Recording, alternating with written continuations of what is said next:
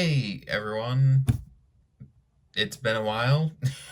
So basically, what I'm doing today is I've been trying to work on my 2024 5 favorites video, but I'm just waiting for Nosferatu to be released because I feel like that has a good chance of getting into the top 5, so I want to watch that before I make it. But it doesn't come out in Australia for a couple days, so I'm sort of stuck because I can't really start making the video. I've written for it, but I just need to wait for that. So whilst I'm waiting for that to come out, I thought I would just go through some 2025 movies releasing that I'm excited for. This is just gonna be a really simple video. And yeah, that's it. Okay, so no point being around the bush. Let's talk about Superman. So, little fun fact about me: Superman might be my favorite superhero of all time. I know in that one video I said it was Batman.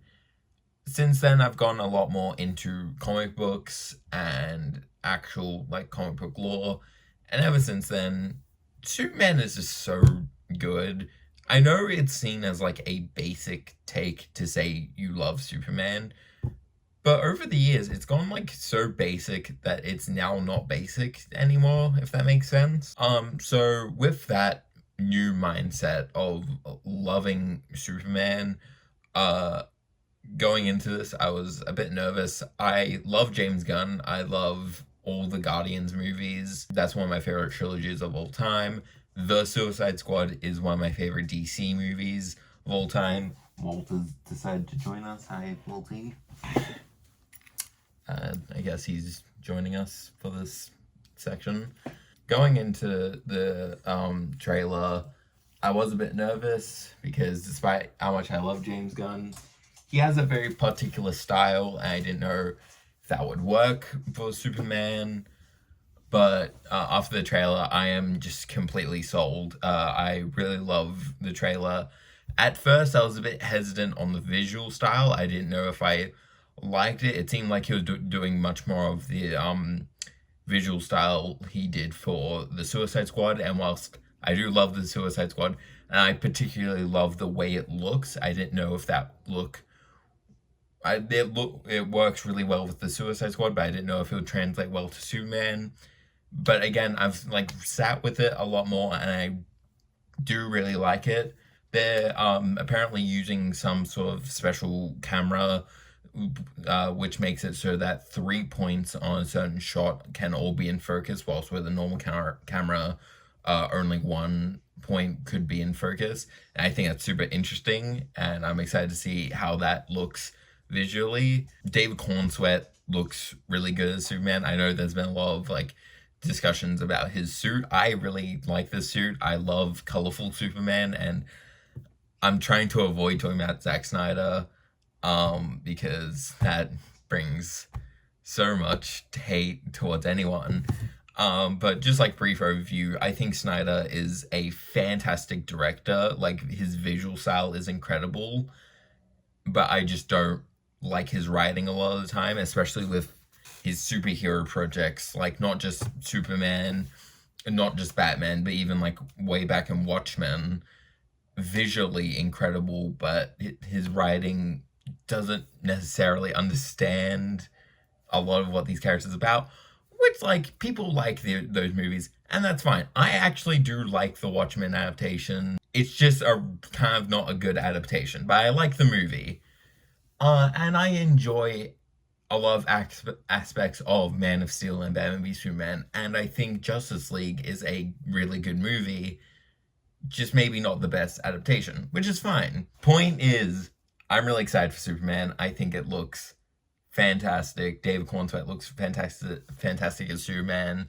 I'm super excited to see his Clark Kent as well, because it feels like the last really good Clark Kent we got on screen, not talking about TV, because that's a totally different thing, but on the screen, we haven't really gotten that good at Clark Kent since Christopher Reeve, and he was fantastic at nailing that duology of Superman and Clark, and I feel like David Cornsweet's going to do just as good as a job. I love his Clark. he's just a huge nerd, and I love it. He towers over everyone, and yet he's so just clearly socially anxious about everything. It's exactly what I would imagine for a Clark Kent. I'm really excited for Rachel Brosnahan as Lois Lane. I think Lois Lane desperately needs some good representation, especially. I'm trying my best not to compare it to Snyder, but Amy Adams was done so dirty in those movies that she could have been a really good Lois. She's a fantastic actress. The writing was just not there. But I'm really excited to see her take. I haven't seen Marvelous Miss Maisel, but from what I've seen, she looks really good in that show. And it feels like a very like Lois-esque role. I'm really excited for Nicholas Hoult as Lex Luthor. I think that looks really good. He looks pissed off in that trailer, and I'm loving it. But yeah, really excited for this trailer. Really excited for this movie. It's probably gonna be really good based off all the factors. And I'm probably really gonna enjoy it. So yeah, that's my thoughts on Superman. Next up, now, if you know me, you know I am a huge Edgar Wright fan. I've said multiple times that he's my favorite director. And this year we are being blessed with a new Edgar Wright movie, which is an adaptation of the Stephen King story, The Running Man, which I'm super excited for because I do really like Stephen King stories as well. And I think this is just a really interesting combination. I haven't seen the original Arnold Schwarzenegger movie, but from what I've been told, it's not really that good of an adaptation of the book. It very much does its own thing, whilst this will be much closer to what the story actually is, which I think is super interesting. He's been working on this for a moment, for like quite a bit. I feel like I've read reports of him writing the script for years now, and I'm just super excited that we're getting it. This is also not only him directing it, but it's also being written by Michael Bacall, who wrote Scott Pilgrim vs. the World, so it's them two pairing up together again, which I'm super excited to see because I love Scott Pilgrim. It's such a fantastic film. I love it. We also have Glenn Powell in the cast, and he's just been killing it recently. There has been complaints that he's kind of like the new person that we just cast and everything, which I can see. And if he was not that good, I could see it being annoyance, but I really like him in everything I've seen him in, particularly Hitman this year. He was fantastic in that movie. So yeah, I'm just super excited to see him in this. And like Glenn Powell and Edgar Wright, that just seems like a pairing that's gonna be a good pairing, I reckon. It also has Katie O'Brien, who was in Love Life Bleeding this year, and she was fantastic in that film. So I'm super excited to see what she does next. I really hope after Love Life Bleeding she gets like a huge career. Not that she hasn't. She was in like a Star Wars project, but she was super good in Love Life. Love Life is Bleeding. So I just really hope her career takes off, and this seems like good direction for that. And yeah, I'm just super excited for that. Next up, Mickey 17. This is the first movie from Bong Joon-ho since Parasite, and I absolutely love Parasite. It was one of my favorites from 2019, which was one of the best year for movies. And it was like a standout. It won Best Picture. It was the first international movie to win Best Picture, and I think that's super awesome. And now he's coming back with Mickey 17, and that trailer just looks so fantastic.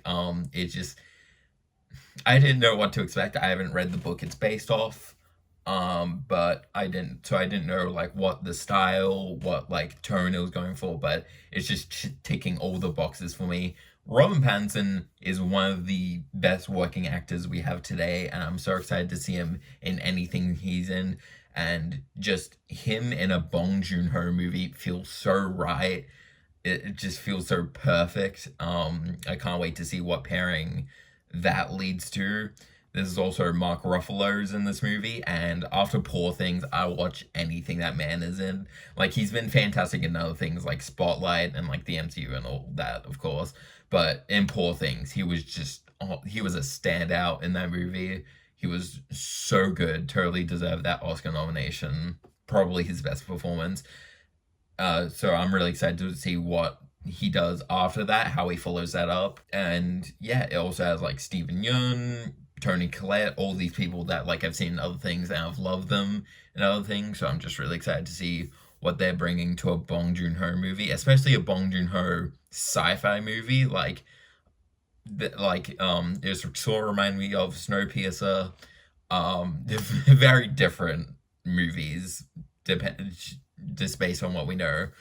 But going back to sort of like that sci-fi, sort of seems a bit dystopian as well. Mickey 17, because like people are like leaving Earth, so there's hints of that as well.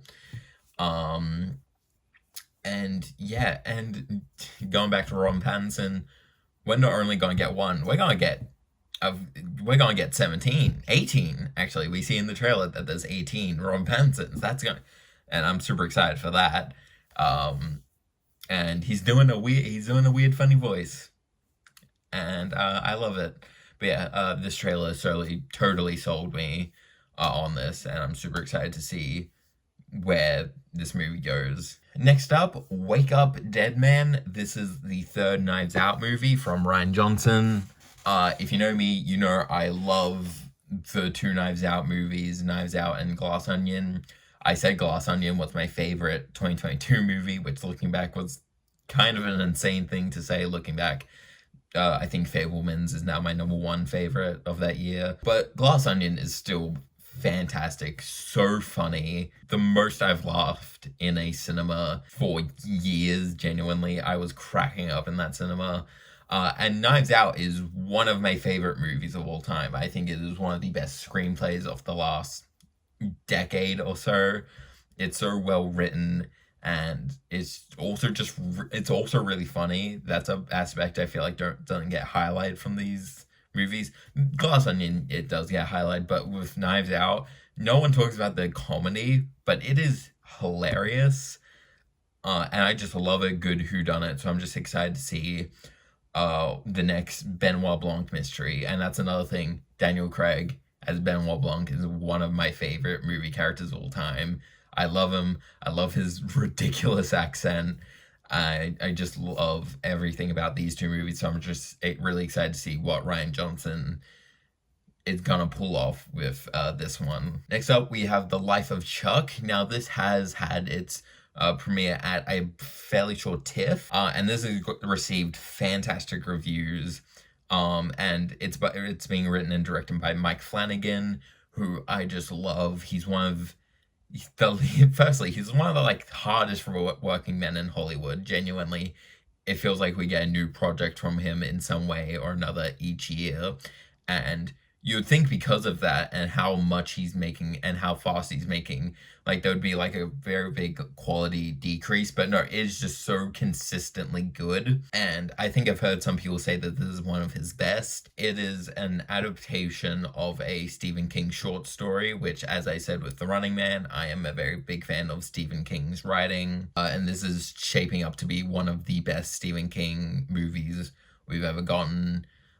It has an absolutely star-studded cast. So many people I know, from what I've heard. A lot of these are just like cameos. A lot of like people with like just one scene. Like I remember I watched a podcast episode with Matthew Lillard where he talked about how he just has one scene, but like meaningful scenes, and I'm just super excited to see all the cameos. But also like Tom Hiddleston is in the lead. I'm super excited to see him. Because he's just such... Outside of the MCU, I feel like he's a fairly underrated actor. I haven't really heard people talk about him outside of him playing Loki, and I'm just super excited to see him in this like really big movie where he's able to show a lot more of his range. Not saying that he doesn't do that in Loki. The show Loki is a fantastic demonstration of his range, specifically with that specific character.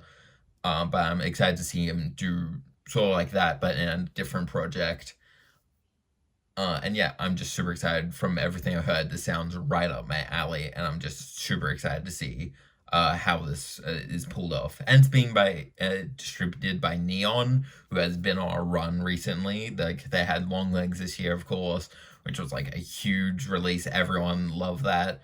And they've just been killing it with the releases recently. So I wouldn't be just surprised if this is like another big release they have planned.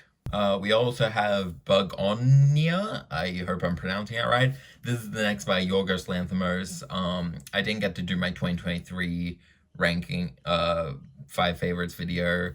If I did, you would get to see how much I loved Poor Things. That's one of my favorite movies of the decade so far. I love just like everything about it, the performances, the cinematography, and probably maybe the biggest thing about it is its direction. Yorgos Lanthimos is one of the best working directors we have today. He's so good. I love his directing style. He made Kinds of Kindness this year, which was like not as good as like The Favorite or Poor Things, but still really enjoyable. Really liked it. And this is his fourth partnership with Emma Stone, and that pairing is just, it's shaping up to be one of the best like actor director pairings we've had. There's also him working with Jesse Plemons again, and I love Jesse Plemons. He's so fantastic in everything.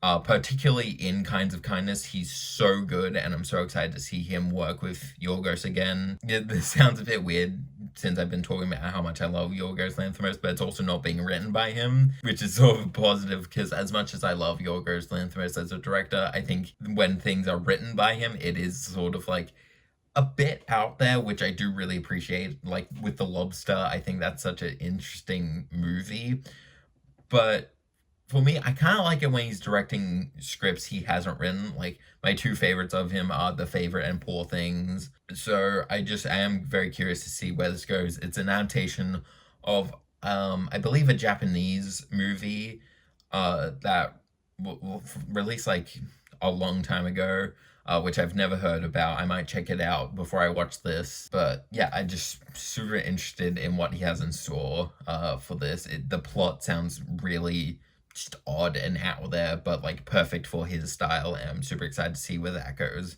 We are also getting a new film from Guillermo del Toro in Frankenstein, his adaptation of Frankenstein, which like that seems like another thing where I'm like, that like subject matter and that director just suit each other perfectly. I'm genuinely surprised he hasn't done one yet.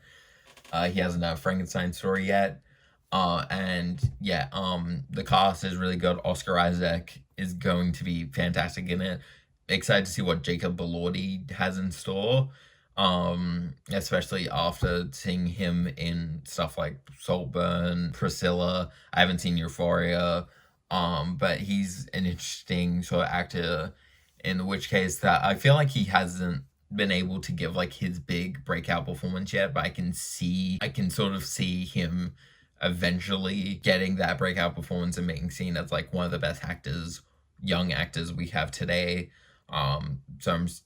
So I think, and being in a Del Toro movie, I feel like is a huge lift off with that. And yeah, I'm just really excited for what his interpretation of this is going to be. Next up, we have Sinners. This is the new Ryan Coogler movie. It's about vampires. These 2 brothers, both of which are played by Michael B. Jordan. It also has Haley Steinfeld. This just seems really good. This is an example of just a really good trailer that sells you on the vibes, the turns, the performances, the direction, without giving much of the plot away, which is really interesting. I know a new trailer recently dropped, I'm fairly sure, but I'm not gonna watch it because it's already sold me, and I feel like I don't really want to know more about this plot because I'm already sold, just already based on the director. Ryan Coogler, I think, is such a good director, but he's sort of been like pushed into a corner with Marvel because with all the Black Panther movies, which I feel like I like the Black Panther movies, but I feel like it's not a good demonstration of his potential as a director. I haven't seen Fruitvale Station. I need to get around to that. But Creed is such a fantastic movie. It's my favorite Rocky movie. I think it's so fantastic, and particularly his direction and his writing for that movie is so good. And I'm just excited to see him sort of going back to that Ryan Coogler. And yeah, and it's like about vampires. That's interesting. I wouldn't have expected that from his filmography. So it's getting like a bit of horror, and I'm really excited to see what he does with that. Surprised I haven't gone to it sooner, but the Fantastic Four. I'm super excited for this. They're giving all the correct vibes. I know Marvel recently has been a bit like on and off. You don't know if their project is gonna be good or not. Deadpool and Wolverine was of course a huge smash hit, and then like Agatha All Along was, I'm fairly sure it was a success, but it got a lot of mixed reviews.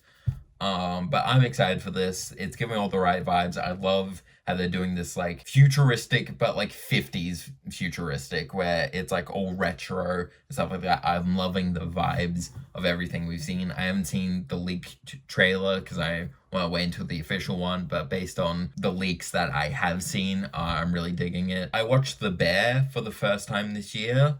Love the show, by the way. And Ebon Moss Bachrach, I'm definitely mispronouncing that, but he's fantastic on that show, and watching it, I knew he was going to be a fantastic Ben Grimm, so I'm super excited to see him in that role. Pedro Pascal, I think, is very interesting for Reed Richards. I would have preferred like an Adam Driver, who was like speculated, but I'm sure he'll be probably bringing his A game. Vanessa Kirby as Sue Storm is a really good casting. I'm super happy about that. Joseph Quinn, I was a bit more hesitated of, but then I saw him in A Quiet Place Day One, where he was able to like show a lot more of his range, and that sold me on him being the Human Torch. I think he's going to do really well. And then we also have Ralph Ineson. Again, sorry if I'm mispronouncing, who will be Galactus. Now, I'm a bit iffy on that because I can't want the first Fantastic Four to be more lower stakes, and like Galactus, he eats planets. That's fairly big stakes, but I do really like that casting. I think he has a fantastic voice. I love The Witch. It's one of my favorite horror movies of all time, and he is really fantastic in that, so I'm super excited to see his take on Galactus and what he does. And yeah, and just like all the vibes we've gotten from this so far, it's giving the right signals. Hopefully we finally get a Fantastic Four movie that we can say definitively is a fantastic movie, no pun intended.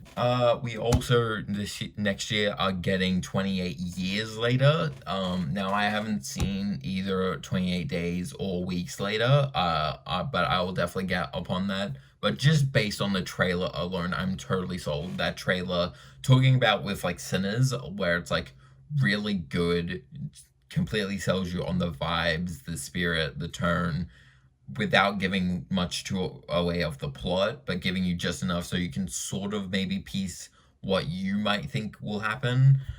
One of the best edited trailers possibly I've ever seen. Just like that sound of like the guy reading that poem. That sound is it's so visceral and it's so off-putting, but like in the best way possible. And the way this trailer like freaks you out, but not by using stuff like cheap jump scares or taking a popular song and remixing it and slowing it down to a horror version like we've seen so many other horror movie trailers do, but instead doing this of like the editing and this particular sound, which reflects a lot of what we'll be seeing in the movie probably. It's such a fantastic trailer, and I can't stop watching it, and it's just so good. And yeah, just like the visuals, everything we've seen of it looks like it's going to be a really good and suspenseful movie, and I'm so excited to see it. I'll check out 28 Days and Weeks Later, probably closer to when this movie's releasing, just so my memory's fresh on this world. But yeah, I'm definitely really excited to see this. We also have Mission Impossible: The Final Reckoning. I'm not quite sure if this will actually be the last Mission Impossible movie. I think the studio wants to push it as the last one, but Tom Cruise is very much adamant they would like to keep doing this franchise. I really like the Mission Impossible franchise. I think it's stayed very consistently good since like Mission Impossible 3. I like the first one, but it's not fantastic in my opinion. Mission Impossible 2 is easily the worst one, but since Mission Impossible 3, it's been on a very consistent high, with Fallout in particular being a huge standout. I love Mission Impossible Fallout. It's like kind of a perfect action movie in a way. And I'm just super excited to see what happens in this. With Dead Reckoning Part 1, or just Dead Reckoning now, I guess, now that they've retitled the second part. I did really like it, but it did feel maybe a bit overly long. I don't really like what they did with the character, with Rebecca Ferguson's character. I am still very excited for this movie though. Eddington. So this is the next from Ari Aster, who did like Hereditary, Midsommar, and most recently Bella's Afraid. This has Joaquin Phoenix, Emma Stone, Austin Butler, Pedro Pascal. Really good cast. Super excited to see where they goes. I believe it's sort of like a bit of like a Western. I don't know if that's true or not. But like based off the set photos, the vibes, it does give a bit of like a Western vibe, but like a modern day Western. It follows a small town New Mexico sheriff with high aspirations. It's very simple plot outline from what we've been giving, but knowing Ari Aster, it's probably going to be a lot to it, a lot of themes, a lot of ideas, yeah, I just really like Ari Aster. Midsommar is such a good horror movie. I love it. And Bella's Afraid was super interesting. Of course, Hereditary, it's Hereditary. Everyone loves Hereditary. And yeah, I'm just super excited to see what he does next, especially since like it seems like progressively he's getting bigger and bigger with his projects. Like Bella's Afraid was just like a 3-hour odyssey across like these different locations. It was really interesting. Watch Bella's Afraid if you haven't. It's super fascinating. And yeah, I'm just super excited to see where his next project goes. Another really big movie coming out next year, Avatar: Fire and Ash. This was meant to come out this year, but then it got pushed back. I don't remember why. But yeah, this is just another Avatar movie. I like both the Avatar movies. I'm not like huge on them or anything. I think the technology behind them is super impressive, but the story is very just simple, and it's more just like a segue into showing these really impressive effects. But I'm still excited to see where this goes. I'm sure I will enjoy my 3D experience.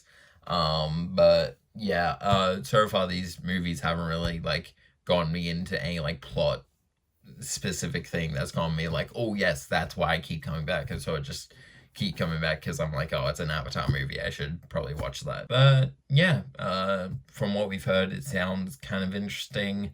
But I do hope that the plot can sort of like ramp up a bit to keep me more engaged. Companion. This is a super interesting sounding movie. It has Sophie Thatcher and Jack Quaid. Sophie Thatcher was just in Heretic this year. She was super good in that. I love Heretic.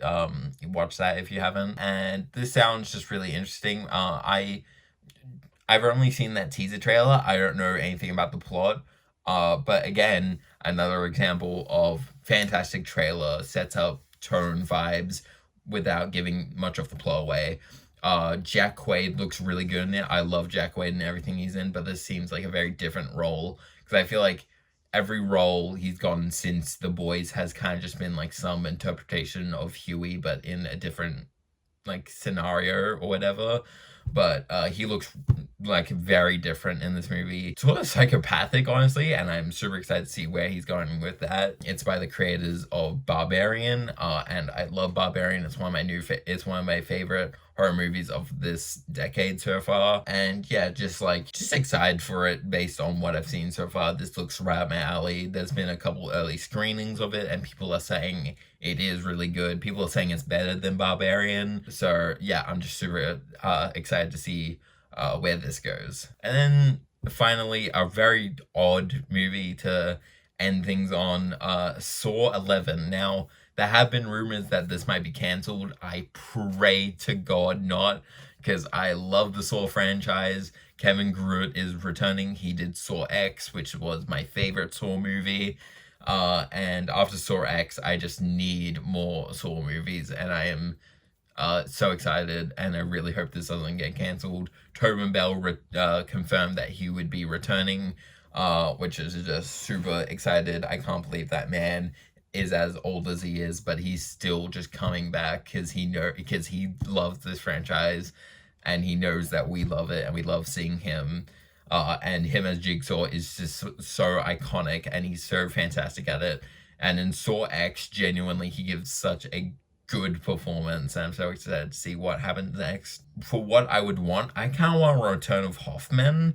I feel like that would be really interesting if we do another like Saw X sort of thing, but instead of Amanda, it's with Hoffman, and it's like a new group of people.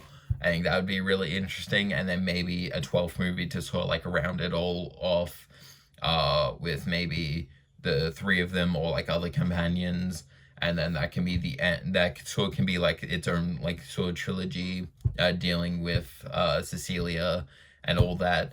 God, I want to see her die. The fact that she lived in that movie is insane. We have to follow up that storyline. Such a good foil to John Kramer. But for what else I would want to see, I would honestly be down to a follow up to Saw 7. Or Saw 3D, or Saw the Final Chapter, whatever you want to call it. That is like one of the worst of the franchise easily, but I would be totally down for if it's the same team behind Saw X. I would be very curious to see how they follow up that sort of cliffhanger ending from Saw 7. I don't know. It's sort of like implied that Hoffman will just die in there, but I would be excited to see if like what that game would be. I doubt that's what this will be, because especially with Tobin Bell confirming, whilst the actor who plays Hoffman hasn't confirmed, from my knowledge at least. Because I feel like if you're gonna bring Tobin Bell back, he's gotta be sort of like a lead like he was in Saw X, and for that sort of story of Hoffman per like Saw 8, official Saw 8, you wouldn't really need Tobin Bell. But still, for like voice recordings or like flashbacks, like they did every movie post Saw 3. But yeah, just excited for it. Really hope it isn't cancelled. Really hope it actually comes out in 2025 and they're not going to delay it another year. Although if that's what it takes for this to be as good as it's going to be, I'm down to wait another year. So yeah, that's just a list of movies that I'm excited for next year. I know I didn't mention stuff like the Thunderbolts or Captain America Brave New World or anything like that, or like Pixar has a new movie, Elio, I'm fairly sure, and like DreamWorks has like The Bad Guys too. I just didn't really have much to say about those. I was much more interested in these movies. But yeah, feel free to leave down below what you're excited for in the coming year, and let's just hope that it's a really good year for movies. Thanks so much for watching, and I'll see you guys next time. Bye bye.